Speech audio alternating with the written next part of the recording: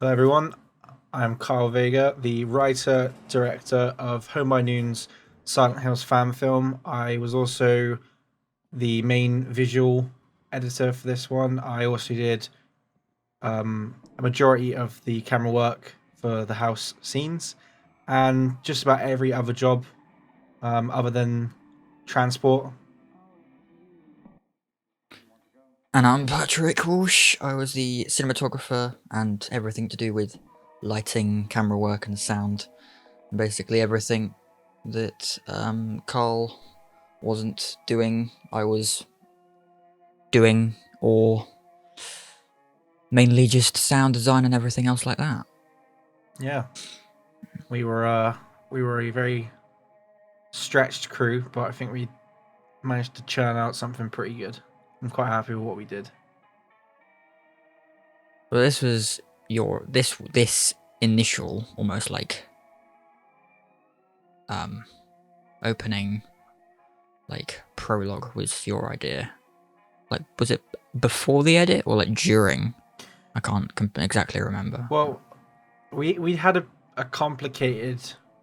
Um, I wouldn't say experience making this, but the process was fairly complicated in that this idea derived from a short film idea I had back in 2017, and there was a short film that myself and Nathan and Reese, who are in this project as well, we made this kind of more faithful to the game of Silent Hills slash PT, where it's a looping corridor and the camera was basically at a first person sort of view for most of it. It took place through the camera of like a camcorder, so we're getting it from that perspective. And that never came to be. Um, so the first thing I wanted to do after COVID had kind of dissipated, or as much as it had, so we could film, was just something that I personally wanted to work on once, but I never got around to seeing it through all the way. And I came to you first. Actually, it's quite funny. I went to you first about it, and I remember saying, Mm. "I've got this idea for this." I don't know if you remember what what deluded people we are, us filmmakers. I think I said I'll only take one night to film. I only take one night. I can't even remember the exact like. Funnily enough, every single time it's some idea like finally comes into fruition, I rarely remember the specific moment of like you're asking. Like it's normally just. I mean, this one I don't really remember the inception of just like beginning this project. I just remember the entire because a lot of it was pretty much the entire film because it's two main locations. Like it was sporadic and like massively spread out on over the course of basically the end of 2021 to 22, like barely into 22. So Well, if you remember back in COVID time, I mean, between the lockdowns, obviously, you and I would go out at night because we are just nocturnal, and you'd pick me up, and we would just go on drives, and we would just have no destination really kind of planned in our heads, and every night would be different. We would go either towards like more of the city side of where we live, or more towards like the coast, or more, you know, just further along motorways. And one night we went to this place that I'd been to before in the daytime, but I'd never been at night. And you just said, "Let's just go to this place," and I was like, "Okay, that's cool. Let's go." And we arrived, and if you remember, I was tripping out because it looked like Silent Hill. mm, Like I remember saying to you, like this was before we ever had the idea to do this project. I said to you, if we mm, ever make a Silent Hill thing, this is where we're doing it. And the more yeah, we drove around, the more it confused me because it was just these brand new houses on this estate that were just existing, and like it felt like no one lived there. Like a lot of the houses are yeah, empty. And I just remember we were driving around. The more we drove around the streets, I feel like without you intentionally knowing, you planted the seed for this idea. Because if I hadn't have been there that night, and then every other night we went, we went like every other night for a couple of weeks. Pretty much. It was a crazy place, and it's luckily like not a million miles away for us. Yeah, to film either. and it's very quiet as well, so a very safe town. Well, is it a town? Massively lucked. Yeah, it was the it's like a suburb, isn't it, of a town? Yeah. The final piece. I remember we really lucked out at the scene later on, like one of the last scenes. In this, which is at the town, at that place. We lucked out weather-wise with the fog. Oh, like for sure. I think 1 or 2 of the nights of like the many we like shot there, and it was just like I remember you sending me screenshots of the weather and was like the chances of fog are high. And I was like, tonight, this is happening. I mean, all that's happening right now, like lighting wise, it's really 2 lights. It's funny because of how like just there's no like explanation to this other than literally it is just a very value like LED panel, and we just got like 3 of them shining through the windows. There's no like crazy setup to it, and probably a lot of people that actually do lighting in films either for a living or just more than we have done so far will probably like look at it and cringe, but it worked. And especially the fog as well, which was actually reshoot days because of just continuity and loads of different things, but the fog ended up working really well for us. I don't know if there's any shots in the film that don't have the fog in the interior scenes, like the fog, the haze inside, so to speak, but it worked really well. Literally brought atmosphere into it. So, and then was this all? I know we did this over a couple of days, well, a few, but it was with these 2 guys. It was just 2 days, I think, wasn't it? With it was Ollie actually and Vicky. like we were quite like quick with this, almost like really. I mean, it was we took our time with it, and we took as long as it needed. And obviously based around everyone's availability and when they could be there. But I still felt like it was pretty swift. I feel from like a kind of writing and directing point of view that if you've played the game that we base this on, there's very little that the viewer really knows about the kind of backstory of what's happened either in the house that the player is in or, you know, a very nearby place. So I know that my very first draft did have a lot more of the family. Originally, there was going to be this whole bigger scene at the dinner table, but it felt so exposition-y. Like, I really hated it. If you remember those drafts, like... Well, one of the first drafts had probably a minimum of an additional like 30 seconds to a minute of just pure like dialogue and actions between like the dad and the kids and everything like that. So there's even I even shortlisted some of that based off of the original idea you had. But it was obviously this is what worked. Well, actually, was it a change because I remember you changed the script for it, but did you change the script like going into when we actually went into filming it? Yeah, or did you do like the I'd already taken the dinner scene out. Right. Because there was a lot more. I liked the relationship between the husband and wife for the exposition bits more than the kind of entire family, and there's something kind of I don't know how to explain, but there's something kind of dehumanizing when the kids are just there and they haven't said a word. Like they're almost, we're watching this from the perspective of the dad, and it can mean so many different things with the fact that he's remembering them not saying much or not doing much. Like, could be because he was a very absent father, like he didn't remember a lot of the things going on, sort of idea. But yeah, there was a lot more to this scene. But I felt even when we were editing this, one of my my biggest concerns and insecurities, if you remember, was how long the flashback actually lasted. And everyone that Hmm. watched it and gave me notes like on our crew was very kind of helpful and did say, no, I actually think it's pretty good. Like, you got all your points across. The one thing I didn't want to do is difficult.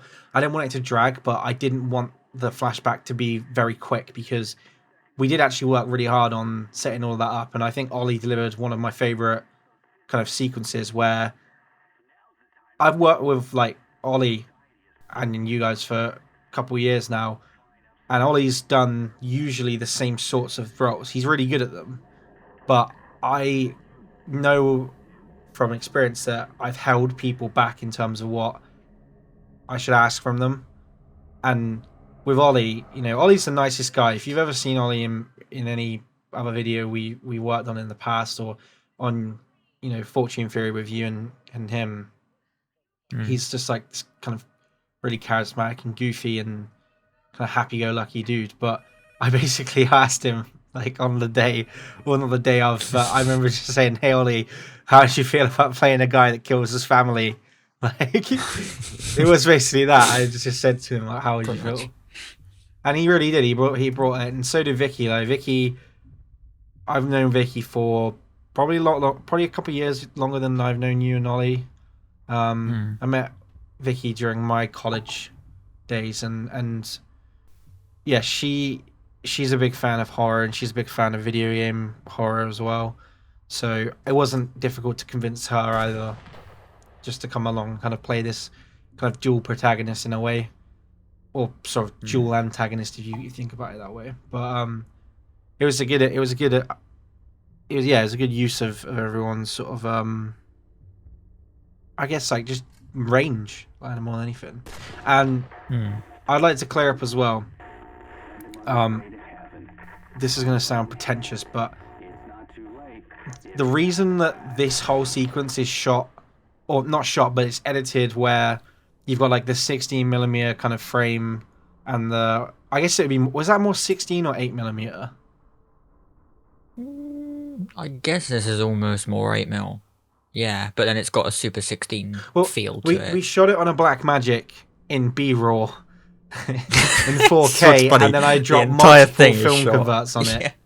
Fuck the image up a lot, but I think it really gives it that, because there was something about the flashback stuff being black and white, or just kind of as it was, the same aspect ratio as the rest of the film, that I just didn't like.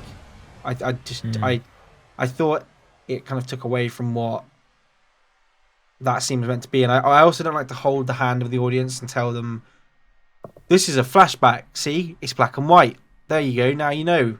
I think it's way too handholdy just to tell your audience, you're meant to know this is back in the past, whereas this is more, yeah, it is a flashback, but it is kind of more of a, okay, like, why is it being presented this sort of way? Why is it being almost displayed in the same aspect ratio as the cold open with like the TV in the dark room? Like, what's that about?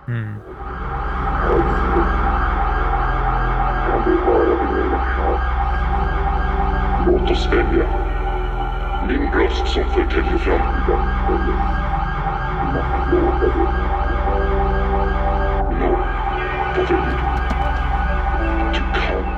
Well, I like there are tons of really good. Well, there's a few really good films I like. I think, trying to think of, there's a load of different films that have used aspect ratio creatively in showing different either eras or just for different moods or whatever.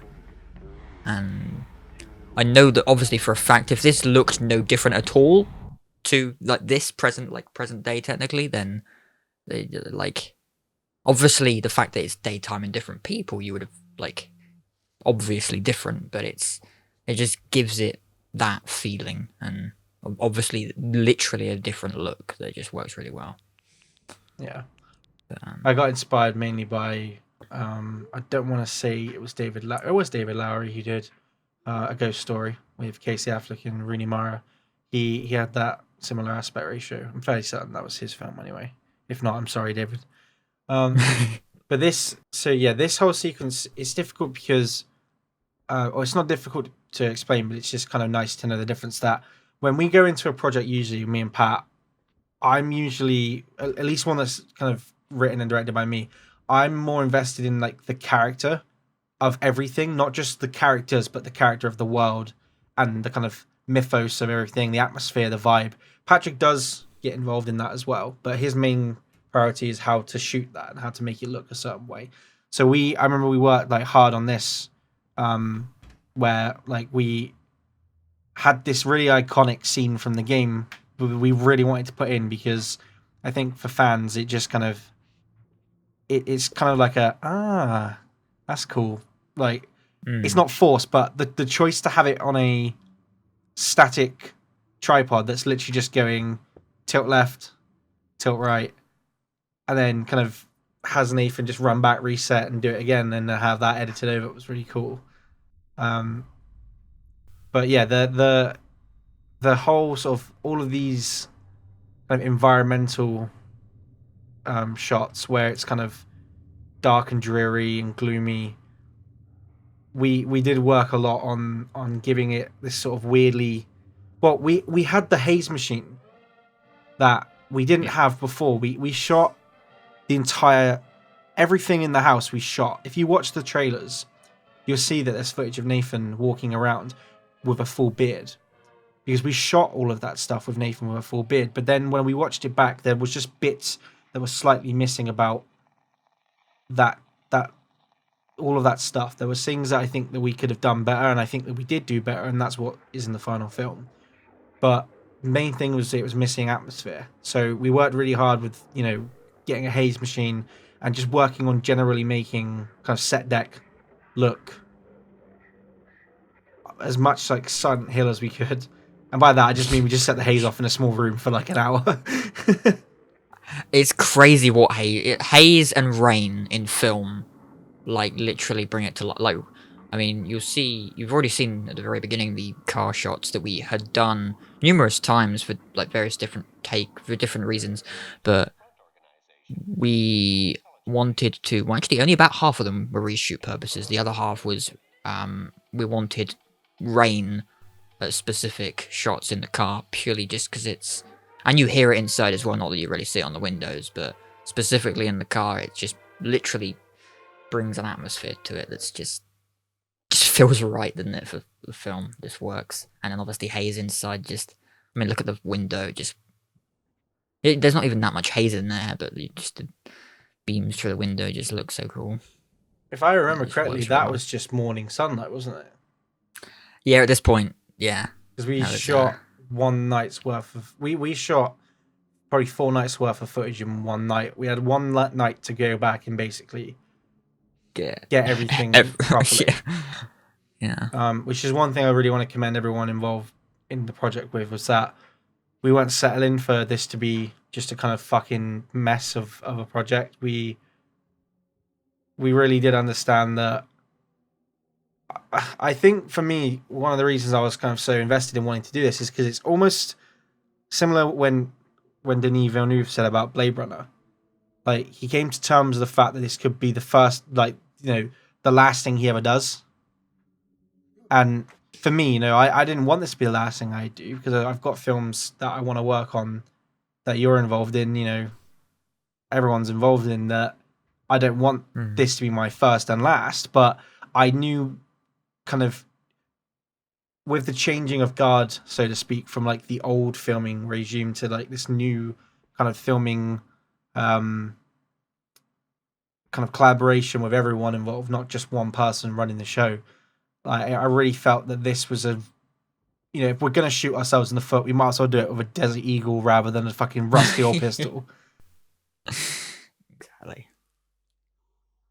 We're doing it full power. Exactly. Yeah, all this hallway stuff, everything we shot already. We shot this before, which was nice because it almost acted as a previs. And it allowed us, the freedom to the luxury of being able to have a location that you don't have to pay for and you're very familiar with. This is our friends, basically Airbnb. And we were so gracious, like they allowed us to film here as much as we wanted, as long as we were out by a certain time, if there were people that were actually paying that were going to be staying in this place. But, I mean, I don't want to say it like this because we were offered it, but I feel like we did abuse the fuck out of the kindness of what we were given. But at the same time, I think that they knew what we were kind of wanting to do. And all this stuff here, by the way, was shot. Mostly this sequence was shot by Pat himself. And I really like some of the stuff that we did here. Like there's a push-in shot of the radio that I really like that Pat was doing. And then this... I think what works really well with this entire thing, though, is the combination of our camera work. Because, like, there are probably half the moments that are, like, you were just going... You went off to do some handheld bits, like especially the breakdown scene after the loop with the TV and up to TV. There was just a mix and match of like bits that you were operating on, bits that I was operating on, but I don't think you can tell at all. Like, I mean, obviously, like the difference between a dolly shot and like this, or versus another handheld shot, but just everything. Do you know how many people that watched this didn't notice that? By the way.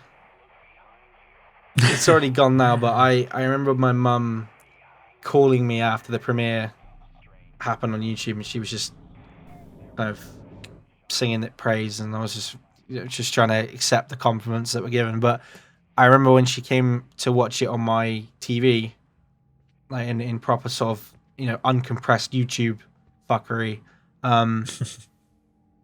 It wasn't even that. I mean, you can still see it on YouTube, but for some reason, she just didn't notice that there was the ghost lady up on top of the balcony, which was a late idea as well, because it happens again in the game. If you played the game, there's a part where she's up on the balcony, and if I remember correctly, again, it was just we were messing about one night in between takes, and I put Patrick on my shoulders and just put Patrick up on top of the thing to get a shot. In fact, I've got behind the scenes footage of you. We were doing like that fake kind of early 2000s like rap music where you're like cameras on the ground.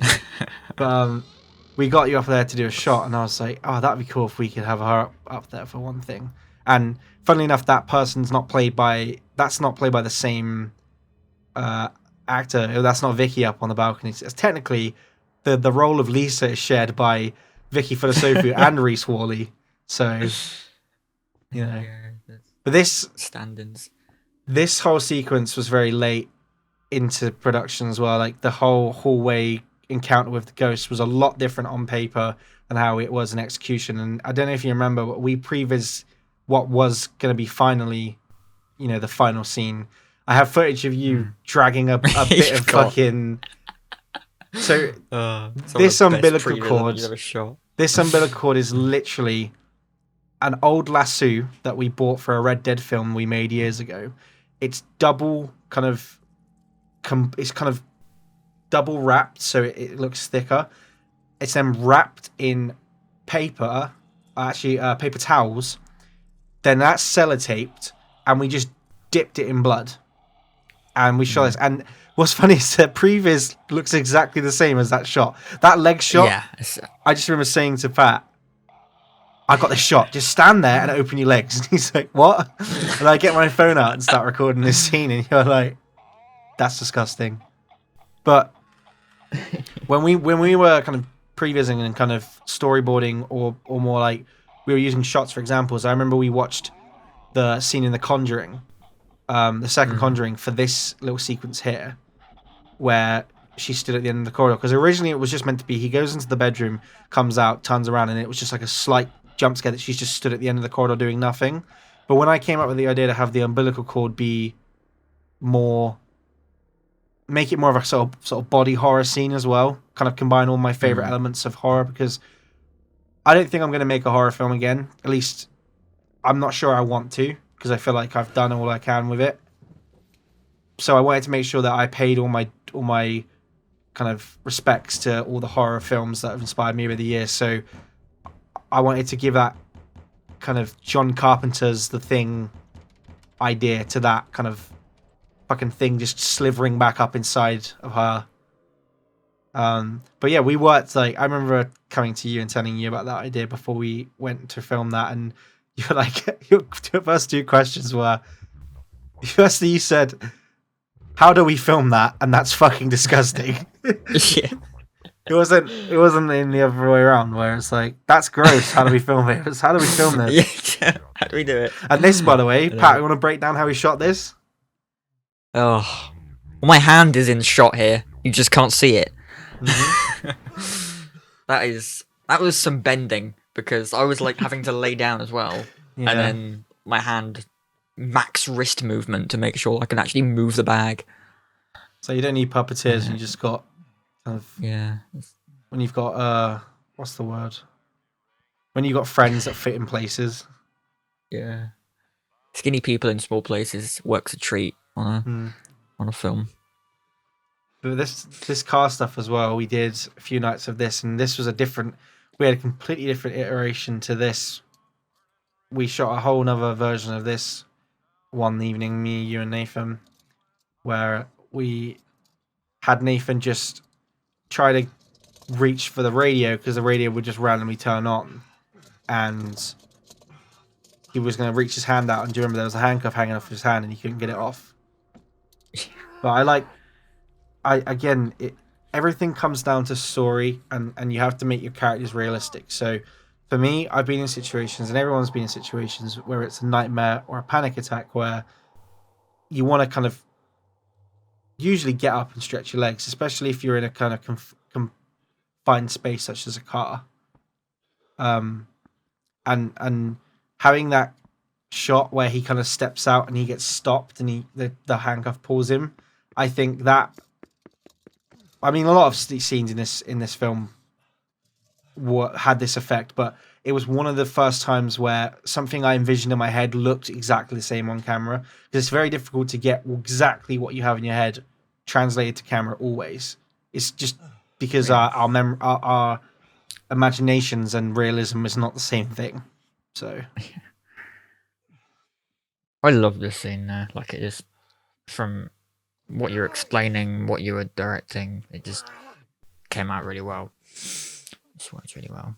And again, everything, like, lighting is so simple on it. A lot of this is, I mean, it's not moonlight, but you can even see there's the moon in the reflection of the windshield. Like, you can literally see one of the one of the logistical problems we had here was shooting Nathan kind of face on, because that there was just a moon like on the window, and I was like, "What the fuck's this light, Pat?" And the light was circular, not square. So I was like, "Move the LED light, move it around," and then instead, it's like, "No, it's just the moon." To move the moon. That's really annoying. Cause it was one of that, like, I think it's the close up of Nathan from the front of the car here. Yeah, it was like just a tiny silhouette of the moon, a tiny reflection of the moon. This next sequence was fun because, I mean, we can kind of ruin the illusion here, but so how we shot this is pretty simple. We are in England, so we drive on the right side, but because this is a film set in America, we had to flip all of the shots to have Nathan look like he was driving on the left side, because America. So what we had happen here was Nathan was sitting in the passenger seat and he would fall out of the car. He and I would run with the gimbal across the road, and Patrick would reverse around the corner. He'd have to turn his headlights off because we kept shooting, and you would see the headlights kind of disappearing. So it would literally have to be, he'd have to shut the door, because Nathan left the door open all the time, which it was instructed of him, because he wouldn't have shut the door behind him. Patrick had to shut the door, turn the headlights off, and reverse around the corner, basically blind. That was funny. Oh yeah, that was good. And this whole little bit here was a lot of, I think this was fun to anyone watching as well from a window. Yeah, it was, true. Well, especially me with the phone. Well, we had I think what I loved about this is there was different types of filmmaking in every bit of what we shot here in this town, because, well, in this film, but especially in this sequence, because this to me felt the most indie out of any part of this film, because it was just you and I and Nathan, one camera, usually one setup. It was either the gimbal or the tripod, and we were just shooting. And we went 4 times, and every time we would change bits up. The first time it wasn't a phone that was in the road, it was Nathan's mobile phone. But then it was like, well, how do we make that better? I know, landline phone. How do we make that even creepier? Landline phone with no cord, no connection. How the hell is this phone fucking ringing? And, that's sort of something that I took inspiration from with the fourth Silent Hill game. And there's a kind of phone that doesn't ring. So I guess it's a nod to that as well. But we just kept going back. And every time we'd go back, Pat and I would spend usually a day or so apart from these nights. And we would just have ideas about shooting. And we would literally just take turns jumping on and off the camera. There's some pretty creative and fun days doing this. Like, just back and forth. But it made a great set of scenes out of it. I just love that reveal as well. So simple as well, because it's like the opposite way you did to the looping at the beginning. Like the looping midway through could have quite easily been different cameras, for coverage and just faking the illusion instead of it. Whereas we used editing magic for that instead. And this next sequence, I think, for me, just glues everything. Because we were so this is what this place looked like in real life. There's no visual effects in this. This is genuinely how this town looked at this time of night. We were driving up the hill. The town is on a slight incline. As we were driving up the dual carriageway towards this place, suddenly this fog enveloped the car. And this stuff here as well. This was Pat's handiwork. When we first shot this, or when Pat first shot this was one of his first times using the gimbal, and I think he had his thumb on the trigger, which made the camera tilt, not only just stabilize, but it made it kind of yaw. Like, it made it go left and right. And I remember you after the shot were like, I didn't know that was happening. Like, I want to do it again. And we watched that shot, and for me, that's one of my favorite shots, because I think it's so unintentional, but it adds so much in the way of, like, you're getting in this character's head with just the camera movement. The fact that the world is going topsy-turvy, like it's going a bit tilted, nothing's really going the way that it should. And Just it works really well. And again, with the flashback, you want to try and keep these scenes as short as possible, because you don't want to drag anything out too much. I think we did a pretty good job in this bit as well. And this was, again, like a late entry. We had so many different ideas of how this scene was going to happen. But I remember one night just kind of getting Nathan and Patrick in the car and just saying, so you're going to chase yourself tonight? And no one kind of was like, oh, really? We were just like, okay. Okay. Like, even here, it's like Nathan turning... And the crazy illusion is that this is now 3 different places if you include this country road, the town, and then the alleyways, another town. Yeah. And then all blends perfectly. And it back in the room. See, I tried with editing as well. I tried to take a book out of like some of the data moshing art that I've seen, where as Nathan would run around the corner, I would have a data mosh transition that kind of run around the corner. But when I just put it on the timeline, I just literally took the cutting tool and just cut these 2 bits and slammed them together. There's no visual effect. It's literally just a cut. But because Nathan and I were able to, like, choreograph ourselves in a way to kind of do that scene almost like a dance, like, we had it so fucking well kind of planned out, even though it was just a simple run forward, do a very quick left, do a very quick right turn, and keep running. I love this as well, because this is now nowhere you've shot so far. Yeah. Because it's just... What is this called? again. Well, I call this. technically. I nickname this area like the void, but I heard Right, yeah. someone called it like the black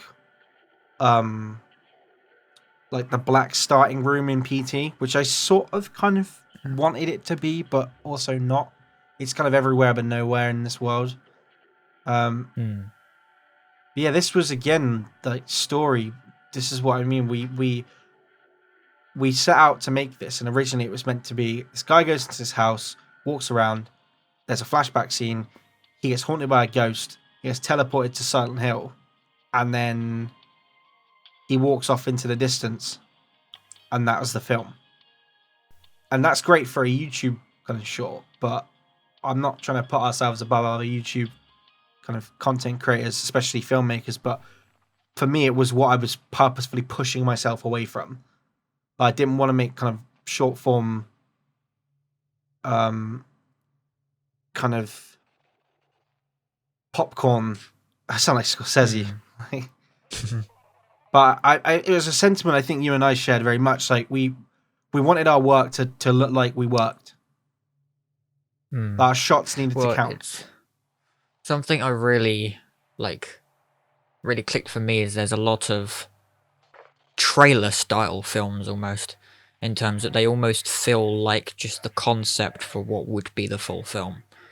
And like this is just like the first go at like your version of this story in this world. Yeah.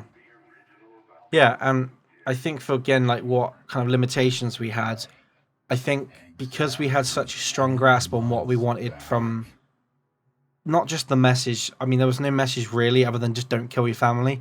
But I mean, in the sense of like, you know, we wanted to tell this story, I think, and everyone worked together. Like, it really was a well-oiled machine. It wasn't easy. Yeah. Nothing ever worthwhile when you're making something creative is. But I think it did justify how much we struggled within ourselves to make this some of the time, because we were working very long nights. I remember I remember watching Pat's soul leave his body when I told him we're not doing day for night, because he had this whole kind of idea of, oh, we're gonna do this and that, and I just kind of looked at him. It's like, yeah, we're shooting all night, my guy. Like, we're gonna do it for real. And I just watched you. I think you gulped. I think you audibly made a gulp. But I mean, granted, I'm glad we did it all. I guess day for night still practically, but you know, it's still real time. Mm-hmm. And day for night also would have had a very different feel, and it wouldn't have suited the mood for this.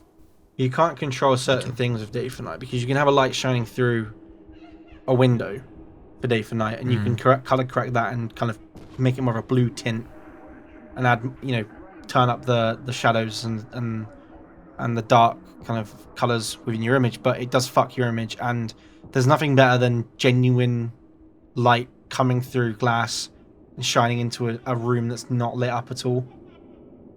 Yeah. And a lot of the flashlight stuff. And there are shots in this that wouldn't have worked if it was for day for night. Like one of my favorite shots is like when the photo frame smashes in the hallway and then Nathan goes to go and get it. It's like that shot would have just been a bit too illuminated, and otherwise it's basically completely shadow. You can't see anything until he comes and lights up the place. Yeah. But I think overall, my car had a pretty good cameo in this as well. Multiple people. I think overall we did I'm proud of what we did, and I'm proud of how we shot this and how we worked our kind of brains together, because everyone, like I said right at the start, you're always stretched thin whenever you work on something with no budget. But for us, with kind of different backgrounds in terms of how we came to make films and our techniques, like I think we really did manage to just get this mold of one of us is going to be a lot quicker on this thing today, and one of us is going to be a lot quicker on this thing. Our enemy is time. Yeah. And let's just jump in. And I think everyone, when we did start to get in our own lanes, it was a blast. Like, it really went really very quickly. work very well once you get in the groove, once you hit the rhythm. There we go. Silent Hills. But yeah, overall, like I'm glad we done more of a duo with this, as like I wasn't solely cinematography, and like you said, because it was a very like spread very thin, because it's such a like virtually no budget at all. It's just our own money. I think the most expensive thing was the replacement rug for the scene of the umbilical cord. Yeah, that was It's not even a joke. Straight up, was that much? That was all it was. It's ironic, yeah, when you're on like when you're obviously using your own money on a tiny budget. It's like things like that you just grow up and realize. I mean, one of the hazer was actually one of the cheapest things in the end, and yeah, it's one of the most visually important things in the entire thing. You remember? But yeah, that was like crazy actually. Can you remember what I kind of made you watch before we did this? Because there was a couple of films that we watched together. I mean, there was a lot of just scenes from just basically every horror I could think of, and you could think of. I remember you showed me, what was it, Hereditary. You just basically, well, I know for a fact that scene in Cairo. Oh yeah, yeah, the slow ghost. Yeah, that still, I still can't watch. Still can barely watch it. Like, you did slightly desensitize me to horror a little bit. Jump scares still get me. Like, I can confirm he was jump scaring whilst editing. I remember that moment. Yeah, it was brilliant. There was a lot of stuff that you showed me, yeah, that was just like, either when I was at yours and you were showing me a scene and I'd like basically forcing me to not look away. It's funny as hell. And then, or just on Discord showing me scenes that there was just, I mean, yeah, the slow ghost. I remember one of the funniest ones actually wasn't technically, we watched it at yours, was It Follows, and that's not even like, yeah, it is a horror film, isn't it? But yeah, it's just not stereotypical horror. Well, but I still found it scary because I think no, there genuinely is some scares in that film. But I think that what I wanted to do with you was we actually did watch a lot of horror going into this. Now that I think about it, because I wanted a lot of horror movies in modern day. They have this look that I'm not that great of a fan of. I think that contemporary, film making is good in certain areas of some films. Like if you're making a film completely set at the time period, you're setting this film, you're filming the film, and that's fine. You can make it look like the cinematography from 2022 rather than 1970 something. But I think what I liked was how much storytelling was told in indie horror films of the last kind of 10 years, but then also big budget horror films of like the late 70s, early 80s. So we watched The Shining, my favorite horror film. We referenced The Shining in that one. Well, there's two Shining shots actually. The shot of Nathan walking towards the radio, and the one that you got, where I can confirm that when we shot that, I don't know why I had to confirm this, but Patrick, when I told him this was I remember saying this is the Shining shot, you started clapping to yourself. Yeah, and it was like a spur of the moment thing because it was I was a shot that wasn't shot listed or anything, and it was just working out how to shoot it. Do I'm going to like side on, like is it going to be like I don't know, facing like screen right or like camera right or whatever, just looking at the door. But like then I thought immediately, right, genre we're in horror with that. Holy God, the Shining shot, yes, the door shot, yes, that's gonna work so well, and it did. But I remember not only just the movie. I think we watched the movie, or we watched just that sequence. One of my main kind of pet peeves with horror films is that when they're establishing character, mainly location, they rush that. And there's so many films that have been made in the last 20 years that I've watched that are horror films.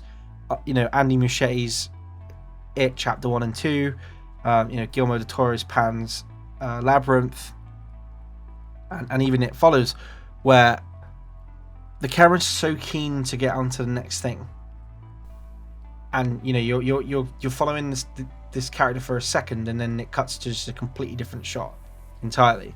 And I remember we watched that sequence from one of my favorite films, Unbreakable, with Bruce Willis, directed by M. Night Shyamalan, and it was the sequence in which, when Bruce Willis's character David Dunn basically figures out he's going to be a superhero, he finds this person who's got this family held hostage, and he goes to the house and he goes to liberate them and save them. And there's that really... Unbreakable is full of very long scenes. The beauty of that film, I think, is how well they're able to hold on to moments. But with my kind of more focus on just story and atmosphere told through the camera, not the actual physical practice of doing so, I liked how the camera in that specific sequence where he's walking in is so slow. Like, if you were to look at some of the stuff that...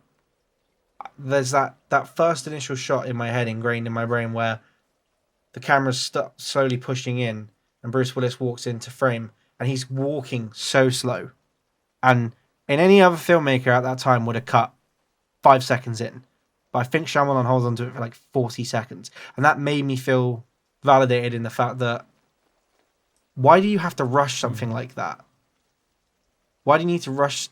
Surely with horror, you're meant to be like stretching the band of suspense until it almost breaks. So I remember like we watched a lot of just either movies or scenes that had that feel where the camera wasn't just the black magic in the corner of the room filming one thing. We wanted to make it feel like its own character, I would say. And it wasn't just horror. It was a bit of horror 101 for me as well. Just like understanding what makes like at the moment, technically, like what you're on about, like kind of the typical horror at the moment, like horror that is, say, The Shining versus like what we have, like Insidious or something, where we have like the use of like the camera work and the sound to create a jump scare or something, versus like a shot we have of like Nathan approaching the radio, like we mentioned in the commentary, that was then, if you do notice it, if you're able to see it, the reveal of like just having reveals like that.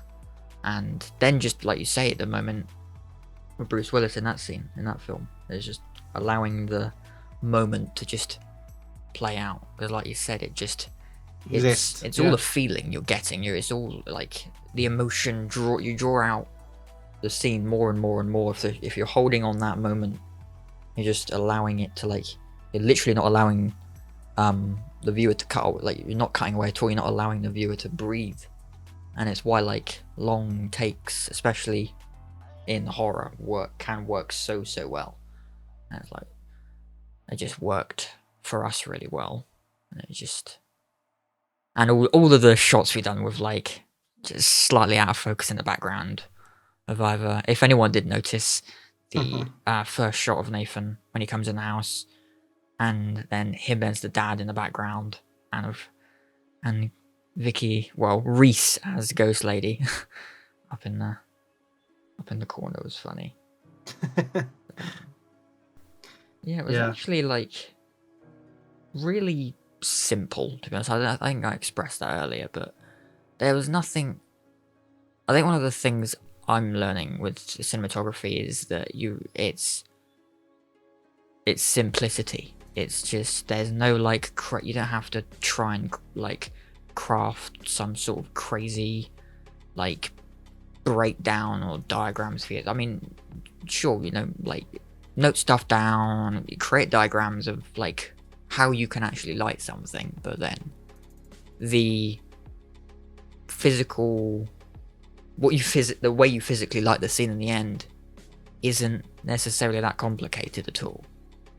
Like, I mean, I could have made things a lot more complicated in terms of the setups, but I mean, for this, it's literally just lights shining through a window, and I could have, like, going technical, I could have bounced light, I could have, if I, obviously the limitations of what we have, and time and money, and people, and permissions and access and things, you can only do so much, but I feel like there wouldn't have been much difference with any more complicated shots or any more complicated, like, lighting setups or anything. And, like, one of the simplest shots actually is something that is, like, literally just a static shot in the bathroom as Nathan walks past.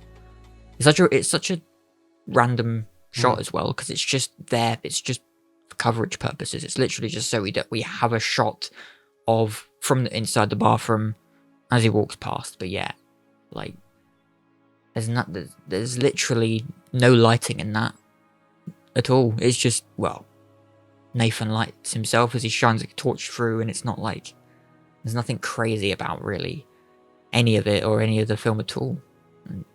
That's another logistical problem we had to deal with, was that the light, the flashlight that Nathan was using for the first 2 days of filming in the house, in the murder house, was the flashlight that he actually picks up in the town. The big black more police looking official flashlight. But the light was so powerful, it ran on like two, like, are they D batteries, the big fat batteries, that it was the fatter ones. It was just causing such a strong light, and it was literally fucking the atmosphere, because he would shine it in the corner of a room, and the whole corner and surrounding area would be lit up. So it was almost like carrying a lamp around. So we luckily had these tiny little 3-in-1 torch, blacklight, and laser pointing pens that we bought for another project from years ago, that we were using for, like, the lasers.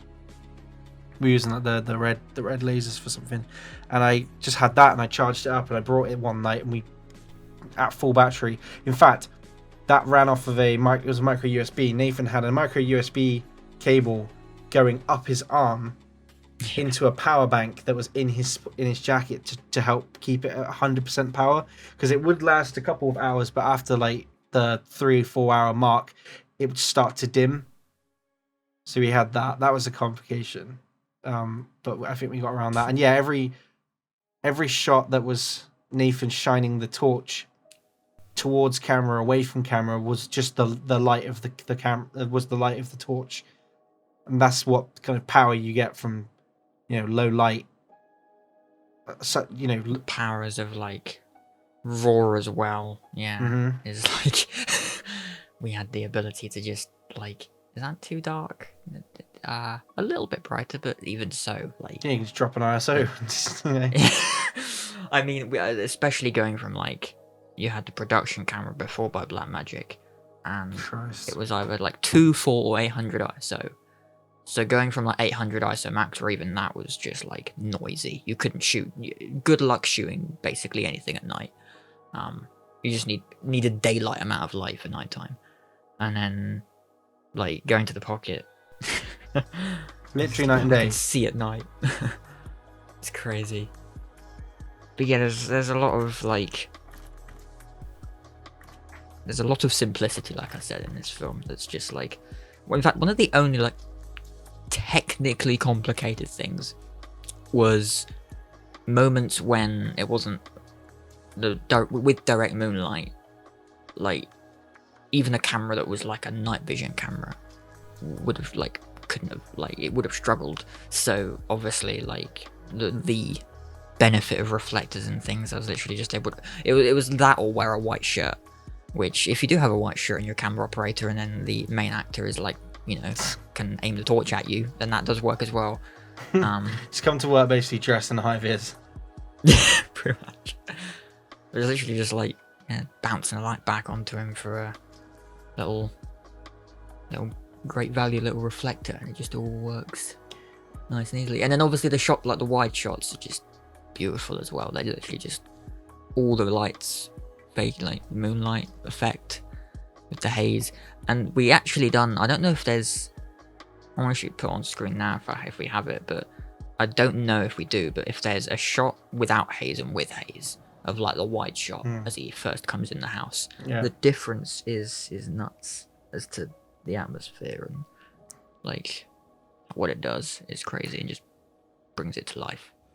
And I think as well, like, this is the first film we've made where I said this a couple of times over the last few years when we've gone to the cinema to watch films. It feels like the first film we've made that every single shot matters.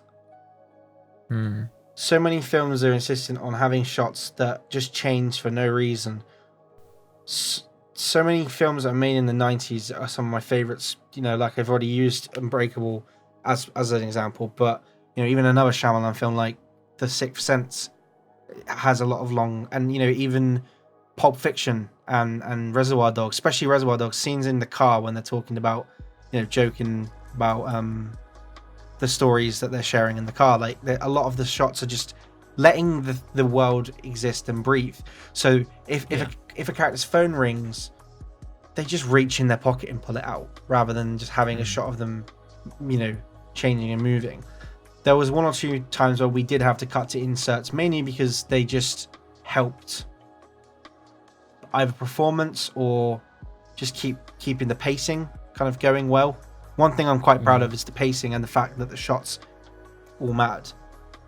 We didn't just shove shit in there. Every single shot, especially the scenes where he's exploring the house to start with, you learn so much from not a single word of dialogue.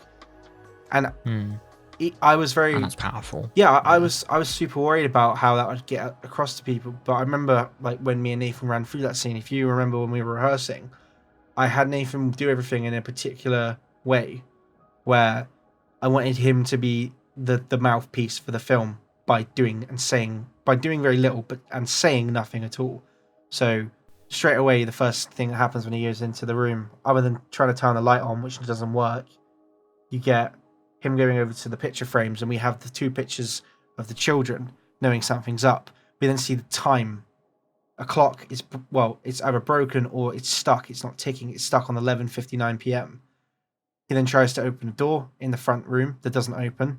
He then explores a bit around the room. You get some, you know, stuff of him looking about. We then set up that shot with the radio, which is by far one of the most important, not only props but just story beats in the whole film. And then we end on that shot where, again, that's one of the shots. I remember looking at you, and we internally screamed at what we had just done, because we did work so hard throughout the nights on these films that most of the time we would all hit a point. Different people, it was different times. Some were more resilient than others. I'm not going to say who, but there were times where we just got tired. And I remember that was one shot where, rather than getting excessive coverage of close-ups, I just got the camera and told Nathan to walk around. And I asked him, when he went over to the mantelpiece, I wanted him to pick up the little hand clock, because I wanted him to pick it up, and that was broken. When he would pick up the hands, like the hands inside would like fall to the bottom. I liked that, how it looked. And he was in front of that mirror, and I went, just shine the light up at the mirror at yourself very slowly. And we got that close encounters shot where, you know, when he opens the little boy opens the door, and you have that kind of it's almost like an inverted silhouette. And I remember just going, I was just trying to hold my shit. I was like, and hold that. And the one that's in the film was that first one. We tried to replicate that, didn't we? And we couldn't get what we got, which is crazy, because you said earlier, and something that so many indie filmmakers, I'm not trying to say that we're gospel and you should follow everything we say. We've made so many mistakes. We're not even into our careers yet. We're going to make a lot more mistakes than what we have already. But it's like you said, the stuff you plan for, sometimes the stuff that just happens spontaneously is so much better, because it just works. Like, it does. The spontaneity is just, and it's crazy what happens in the spur of the moment, and just like, I think one of the best things for any young filmmaker is, it sounds very cliche because a lot of people do say this, but it's because it's true. someone says to me, how do you start making films? My answer is just go and make a film. Shoot something. Take your camera out. Any chance you have to film anything, film it. Film fucking grass. Film trees. Film birds. Film a fucking lake. Just film everything and then understand why you're filming it. Why the camera's in this place. What do you want to tell with this shot? Why does the shot need to be stationary and not moving? Why is the shot moving and not stationary? It's why I am very supportive of anyone that does go to film school, but from my experience of going to a college and studying film and media, 75 to 80% of that time is spent learning about learning about the theory of what film is, which is great if you don't know anything about that. But most mechanics learn how to fix a car by getting their hands in the bonnet and fixing it, and learning, if this is hot, don't touch that. If this is going to squirt grease in my face, I shouldn't do that. It's exactly the same with any other thing, and so much so with filmmaking, is just get out, use your family as actors, use your friends, your dog, use yourself. We've done that.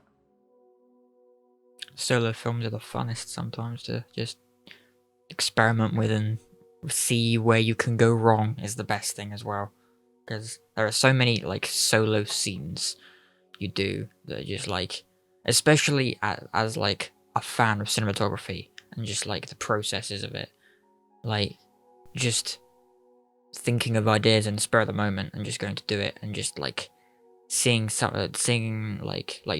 you would, you know, a shot that you had in your mind, you actually managed to pull off, and like there's trying to achieve that just in the spur of the moment when you're just at home with nothing to do, and it's just like, you try that, did that not work? Okay, what can we, like, how can you change that? How can we make it work? It's just make it. It's why I always welcome not just improv with camera work, but also with acting. It's because you want a certain thing to feel a certain way. You might not be able to understand how the person that you're giving the task to is interpreting what you're giving them. So, you know, especially with Pat, we've come from very polar opposite ends of making films. I started very, very young, and before I even went to a fucking seminar, before I even watched a YouTube tutorial on how to make films, I already knew how to cut a film together. I already knew how to shoot something. I knew how to control a bunch of my, 7, 8, 9-year-old friends when I was that age to just run behind the tree and pretend to shoot that person.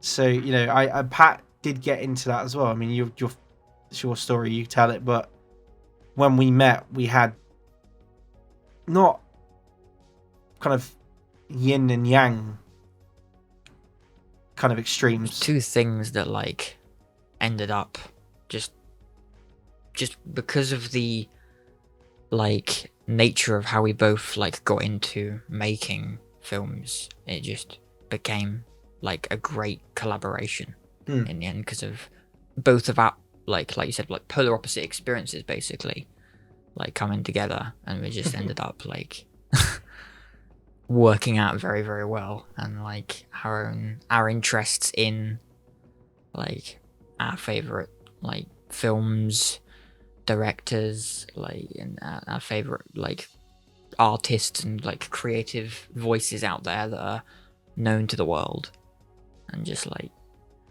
make stuff that's just unique, which is 100%. Silent Hills.